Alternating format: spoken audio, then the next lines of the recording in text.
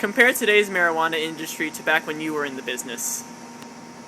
Well, it's starting to become legalized in the medical field anyway. They have 14 states that are legalizing it for medical use. When I was smuggling it, there was nothing legal about it. It was all illegal. And when I was 20 years old, I was doing 20 years in the federal penitentiary. Why? Because the American people had the money to buy it, and the American people were the people that wanted marijuana. Today, they still want the same marijuana, but it is becoming legal. And they see that it is a good pharmaceutical prescription drug to use, and it is grown by the good Lord out of the earth. Should the government reform marijuana laws, and if so, how should they do it? Well, I'd make some kind of marijuana law about legalizing it, which would keep a lot of people out of jail, and the people who are going to smoke it, smoke it. I did a 20-year sentence, thank God I got out in 20 months, for smuggling marijuana to the people that were buying it. There was money to be made, and they're going to buy it whether it's legal or illegal.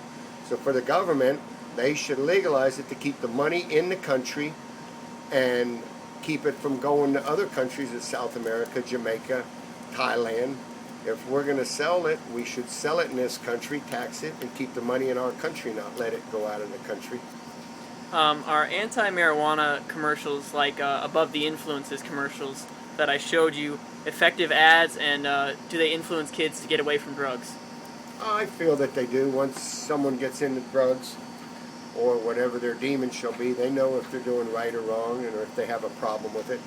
And that girl didn't look too energetic on the couch. She looked like she had pretty much been smashed to a couch potato. And if that's what pot does to you, I would slow down on it a little bit. It just makes me happy, hungry, and horny. And do I like smoking a joint at night. Looking back on your life, and now as a grandfather and father, what would you have done differently in your life? Not got busted, saved the millions, and spent more time with my kids. Alright, well, thank you for taking the time. And one last one. If you were to meet Obama, what would you say to him about marijuana laws? You ought to legalize it for pharmaceutical use in every state of the United States. He's already went 14 of them. He might as well go the whole 9 yards. You're doing good, Obama. You're on the right track.